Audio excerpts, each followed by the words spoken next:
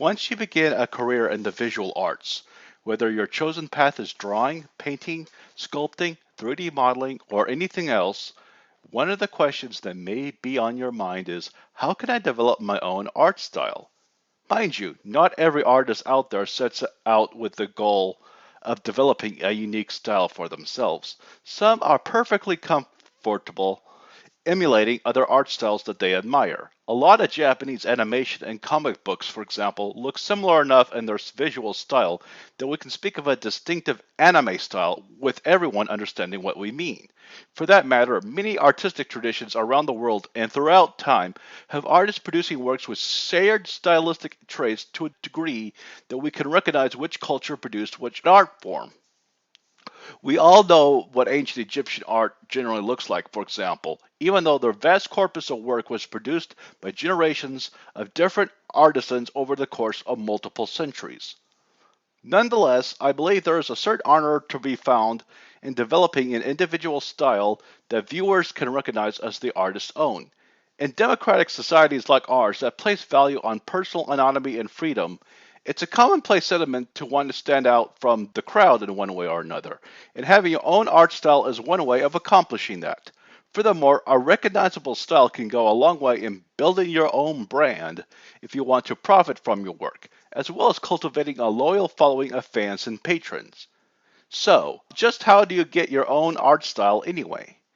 I cannot speak for all artists who have developed a style, but I can speak for myself. So what I will tell you is the story of how my own style evolved.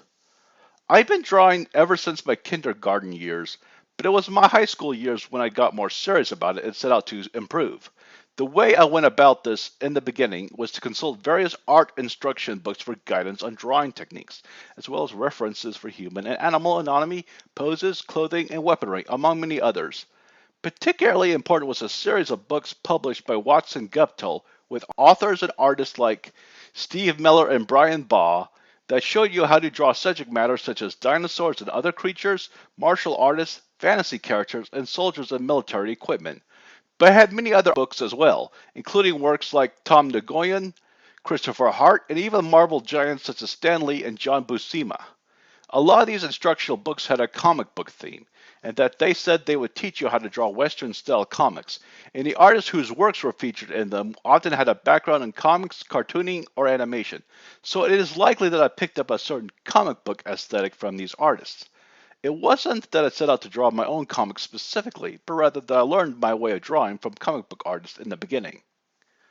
However, these artists would not have been my only influence. Another would have been the animated movies I grew up watching, such as those produced by DreamWorks and Disney during the 1990s to 2000s.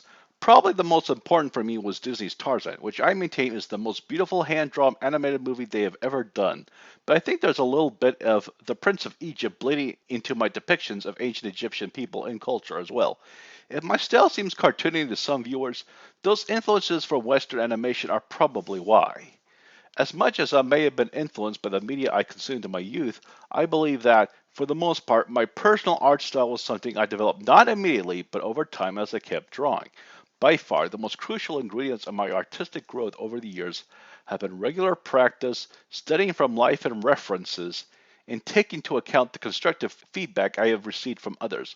Without those, I would have never gotten to the level I am at today. The style I currently draw in is the result of an arduous journey that has lasted over 13 years as of this writing. I would advise any beginning artist to take the same route I did if they want to develop their own style. Keep practicing your craft with the aid of accurate references and feedback, and your style will develop on its own. In the beginning, your approach will be influenced by the media you take in, as happens to all artists. But over time, the style of your work will become its own thing which you can call your own. In other words, styles are not invented, they are grown.